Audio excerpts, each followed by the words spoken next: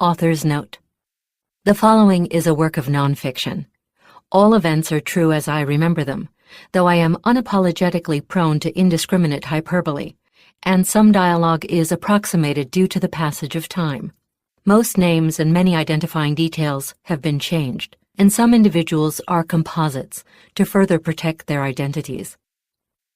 "Give it up, he said, and turned away with a great swing of his body, like a man who wants to be alone with his laughter. Franz Kafka. 1. Jugendsünde. Noun.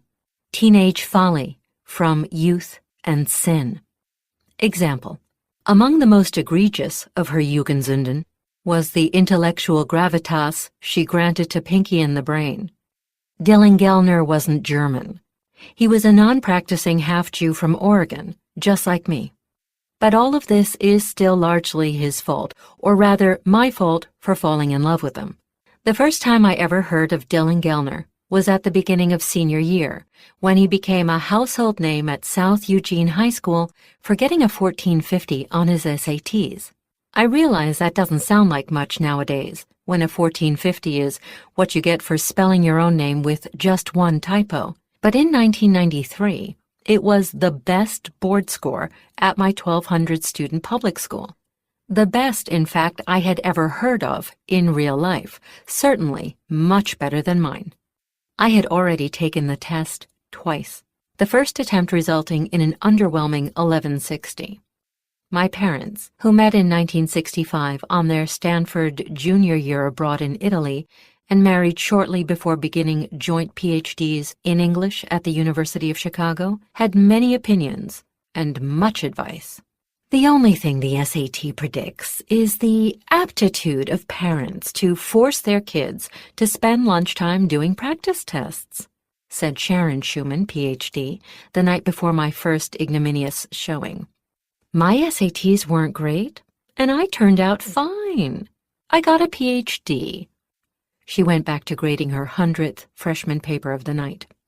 It's like studying for a urine test, added David Schuman, Ph.D., J.D., as he dug into his usual post-dinner snack of Crispix cereal dipped in I can't believe it's not butter.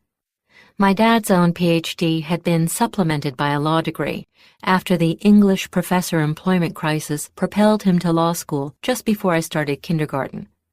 Of course, he'd then snuck back into academia as a law professor, so he had never done anything exciting like defending murderers or helping teenagers divorce their parents.